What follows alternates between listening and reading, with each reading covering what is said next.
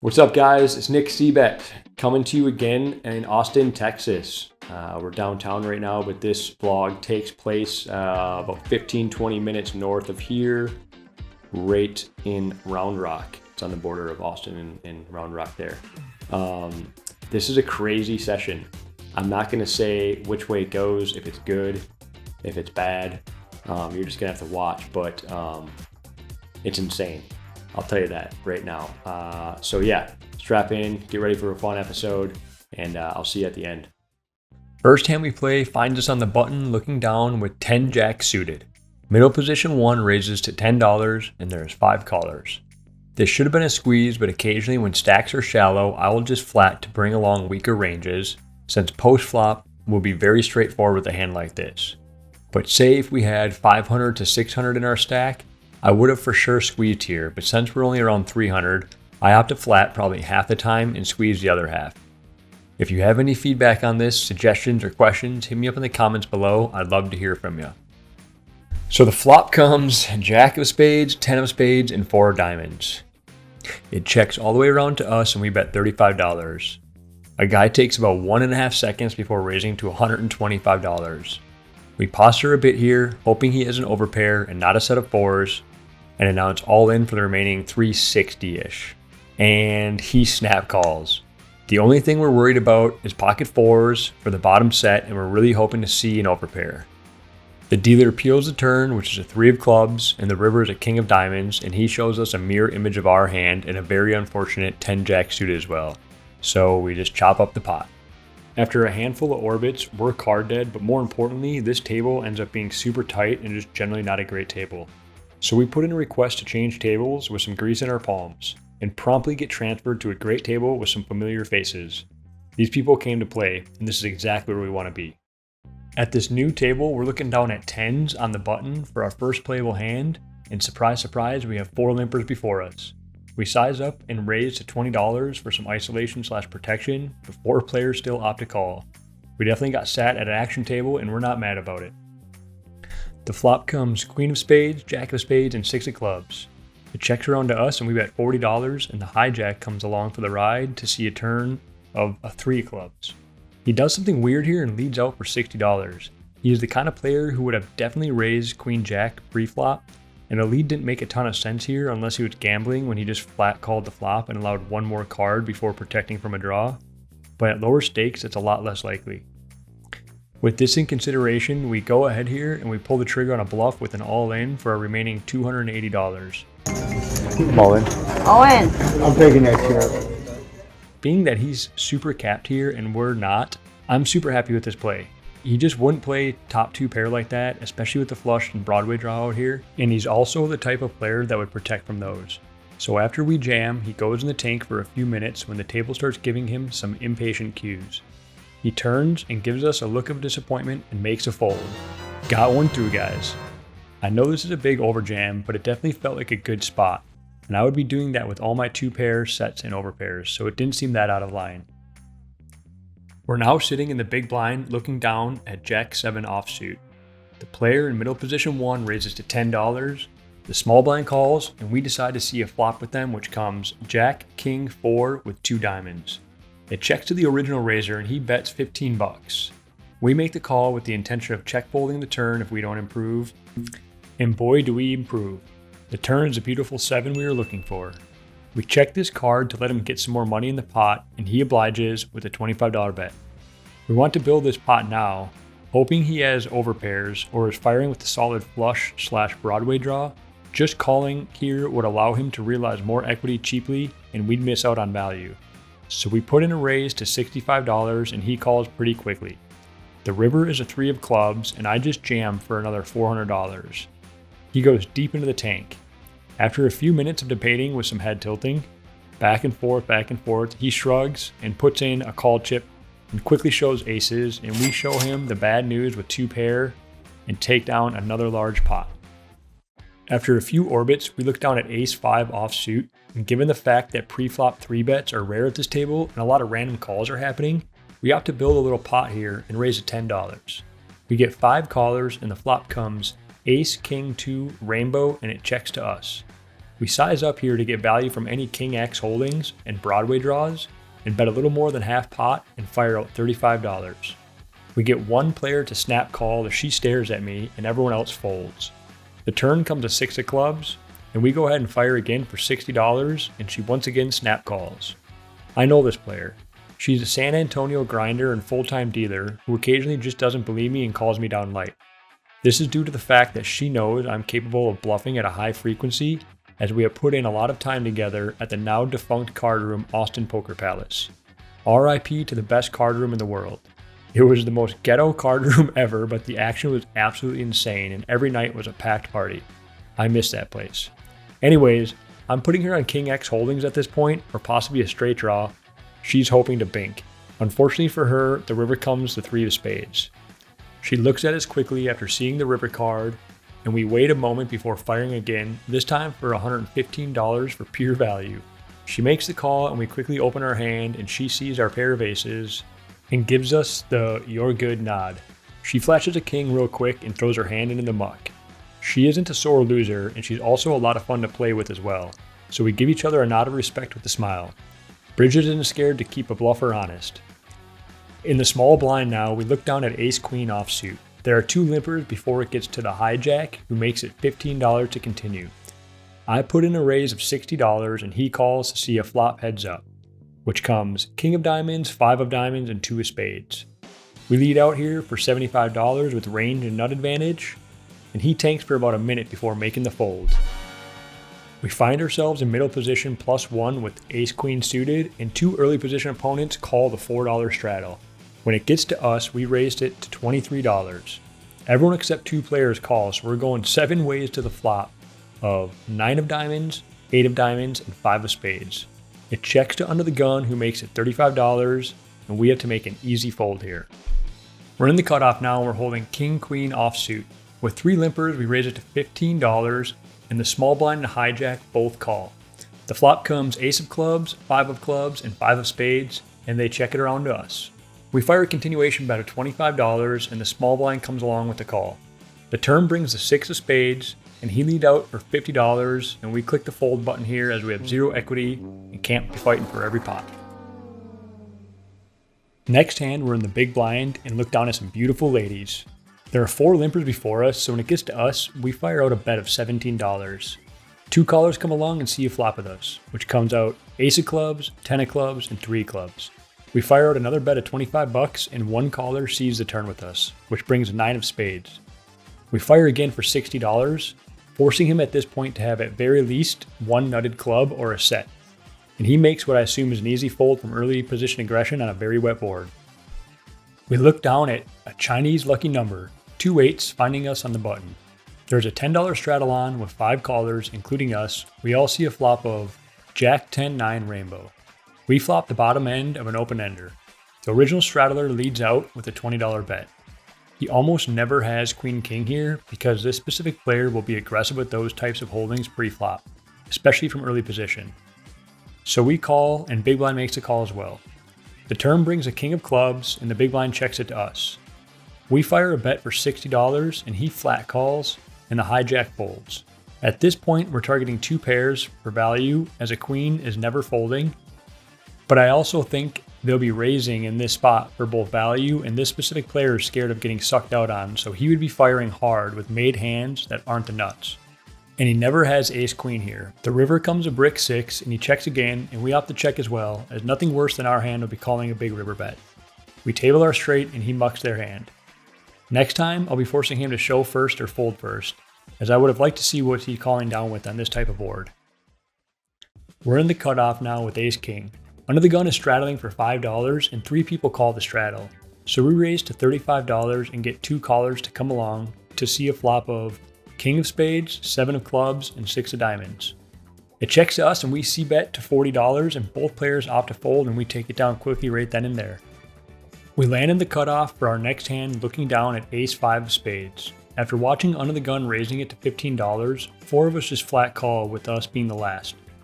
We can and should 3-bet this frequently here, but sometimes I like just flatting this hand in position since it has so much equity against these calling ranges. It's easy to build some big pots if we smack the flop. The four of us see a flop of jack of spades, 8 of diamonds, and 3 of clubs. It checks around and the turn is a 10 of spades, bringing in the second spades, and the original raiser bets 20 bucks, which gives us an easy call for such a cheap price. The river brings no help, the 7 of diamonds, and we watch our opponent lead closely, and he checks with a really weak look and almost like a twinkle of disappointment in his eye, and he didn't seem like he was acting. So we go ahead and fire a $60 bluff bet after missing our backdoor flush, and he folds before we can even get the money in the pot. Blind now, there is a $5 straddle again, so we're basically playing 1-2-4 all the way around to 1-2-10 at this point, with the entire table straddling. I'm very glad we switched tables. These opponents can't wait to get their money in the middle. Anyways, it's folded around to us, and we look down at 8-9 suited, and we make it $20. The big blind folds and the straddler calls. The flop comes ace of clubs, 3 of clubs, and 5 of diamonds. I bet $25 and he just flat calls, bringing us to the turn, which is a 3 of diamonds, and it checks around to bring the river card. The dealer drops an 8 of spades. At this point, I'm confident he would have been betting any ace or any solid hand on the turn, trying to push out any draws and take down the pot. So we fire again for $30, targeting missed draws that outkick us since we're only holding 9 high at this point. And we get the fold for another little pot with 0 showdown value. We get some ladies again in the cutoff, and luckily for us, there's an $8 straddle on. It folds around to us, and we make it $25 to see the flop. Both the button and the straddler call, and we see a flop of ace of spades, 3 of spades, and 2 of diamonds. Straddler checks to me, and I bet out a Cbet of 45 bucks, and we get 2 folds and some nice tendies to add to our growing stack. On the button now, we look down at jack, 10 of diamonds, and there's a straddle for 5 bucks. It folds around to us and we make it 20 to proceed.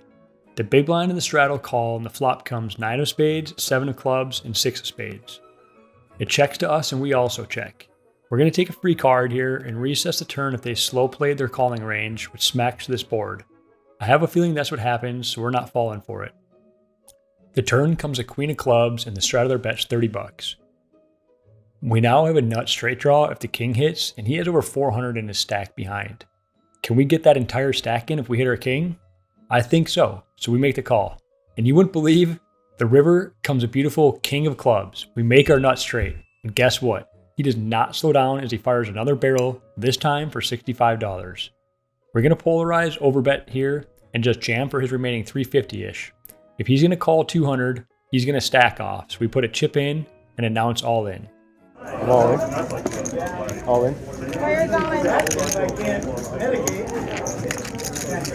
He immediately stands up and starts swirling around in a very uncomfortable manner. We remain completely still, staring at the pot, not moving a single inch. I start thinking about what I'm going to eat for dinner when I get home, as he is agonizing, dancing, and he just finally lets out a huge breath hold.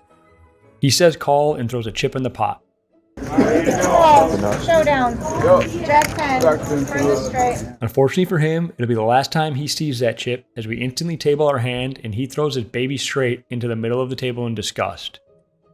He actually flopped it, but gave us some free equity realization by checking the flop to us, which we did too.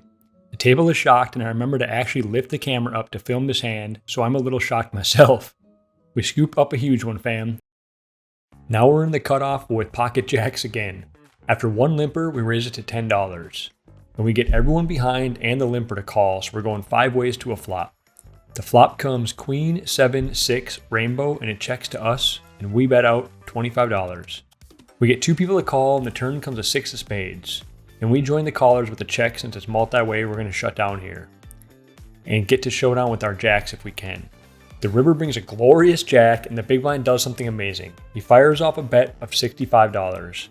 We tank for a few seconds before raising it to $175. He calls quickly, and we show him our set of jacks as his hand goes into the muck as quick as his call came out of his stack. Once again, we look down at ladies. This time they find us in the low jack.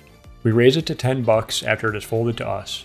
Hijack fires a 3-bet of $30, and I up to just flat here. We see a flop of jack, 10, 9, rainbow, and we check.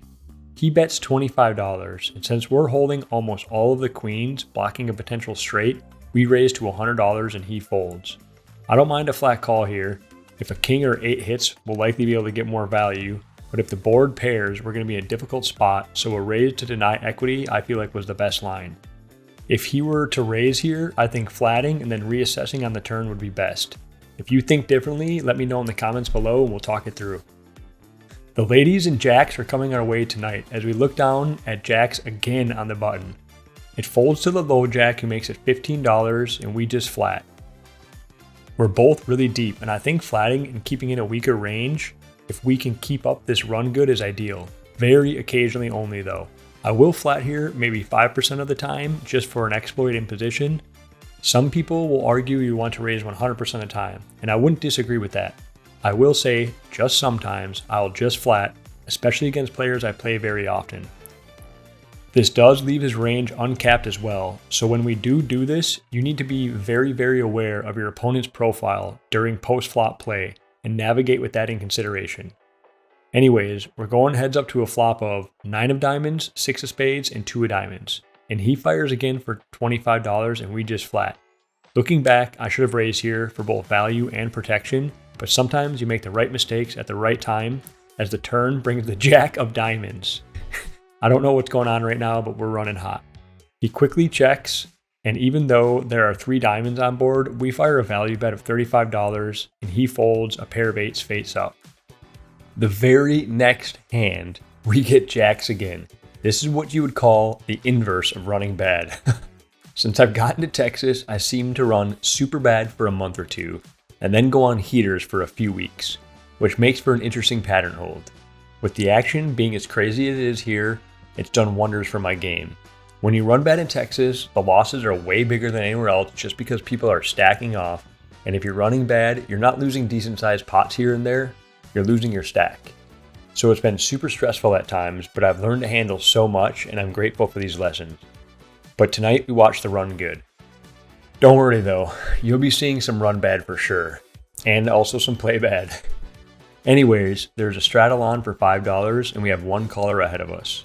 We bump it up to $35 and we get 2 callers to come along for the ride.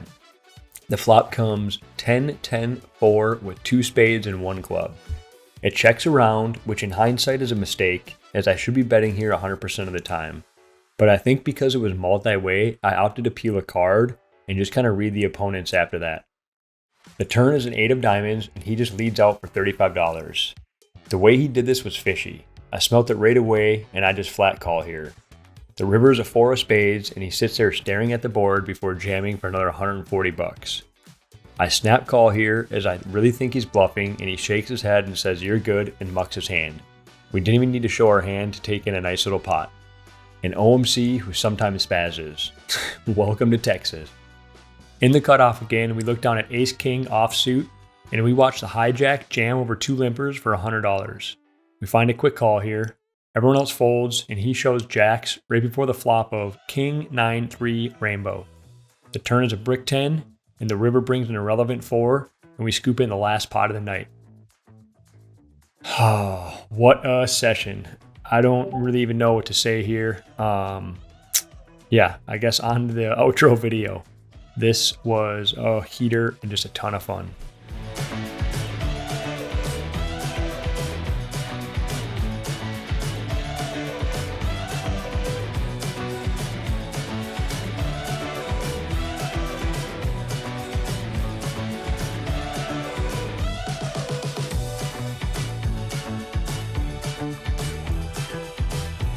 All right, so you saw it.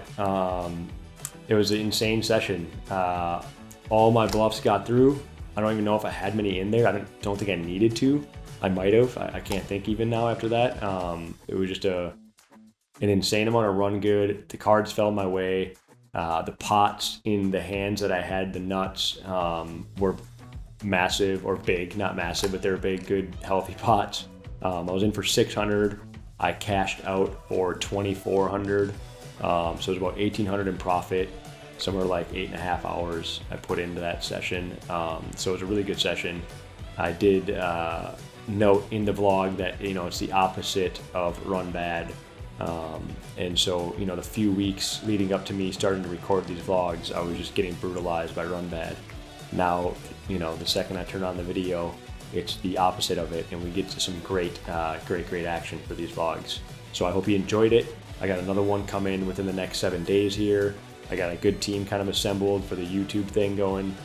So getting them out more consistently should not be an issue. And we're really working on a schedule and taking it seriously now. So yeah, I hope you enjoyed it. If you guys have any questions, comments, any feedback, if I played like an idiot, I don't care. I mean, I do care. I don't care that that's what you say. Put it down below and let's get into it. Let's have some fun. All right, guys. See ya.